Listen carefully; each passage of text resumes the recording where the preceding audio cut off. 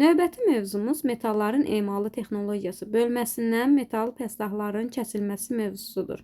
Bu mövzuda biz metal pəstahları hansı alətlə və necə kəsiriksə onu öyrənmiş olacağıq. Sort prokatdan olan pəstahlar çilingər bıçqısı ilə kəsilir. Sort prokat nədir? İlk öncə ona nəzər salaq. Sort prokat, yəni yayma maşınlarının müxtəlif kəsimli məmulatlarıdır. Bunlar armaturlar, zolalar və s. deməkdir. Sökülməyən çərçivə, bıçqı lövhəsi və dəstək bıçqının əsas detallarıdır. Baxın, əsas detalları sökülməyən çərçivə, bıçqı lövhəsi və dəstəkdir.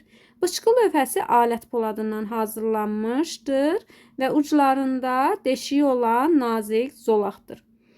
Bıçqı lövhəsi çərçivəyə ştiflərin köməyi ilə bərkidilir. Dartıcı qulaqlı qayqa ilə isə dartılır. Bərkidilmə zamanı biz nəyə diqqət yetiririk? Dişlərin istiqaməti dəstəyin əksinə, əks istiqamətdə yönəlmiş olmasıdır. Yəni bərkidilmə zamanı buna diqqət yetiririk.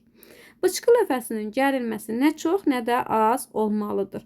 Əks halda bıçqı lövhəsi sına bilər.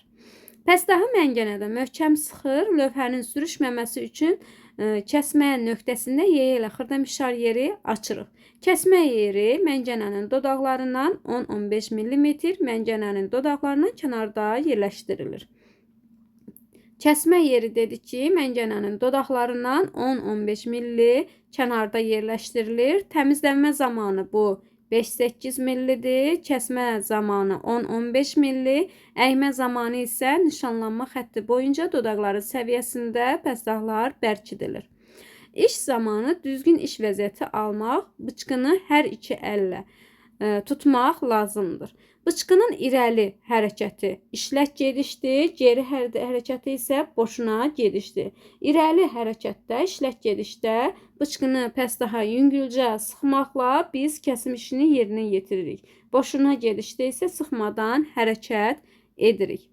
Bıçqını pəstahın üzərində elə hərəkət etdirmək lazımdır ki, kəsmədə bıçqı lövhəsi bütünlüklə iştirak etsin. Bu zaman lövhənin dişləri eyni qədər yeyiləcək. Metal zolağı ensiz tərəfdən kəsmək daha asandır. Belə zolağın qalınlığı bıçqı lövhəsinin 3 dişinin arasındakı məsafədən az olmamalıdır. Əks halda dişlər sına bilər. Əgər pəstahın qalınlığı bu məsafədən az olarsa, onda onu məngənəyə 2 taxta kiçik tir arasında bərkidir və tirlərlə bir yerdə biz kəsim işlərini yerinə yetiririk. Əgər pəstah daha uzun olarsa, bu zaman çərçivə onun başlığına dirənər.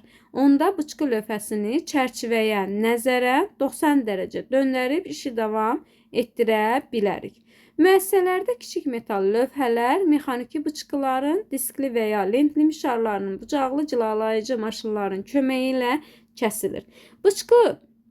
Mexaniki bıçqının burada təsviri verilmişdir. Amma köhnə nəşrlərdə bıçqının hissələri də qeyd olunub. Yeni nəşrdə onun hissələri verilməyib. Köhnə nəşrdə mexaniki bıçqı hansı hissələrdən ibarət idi? Əgər testlərdə qarşımıza çıxarsa onları da qeyd edim.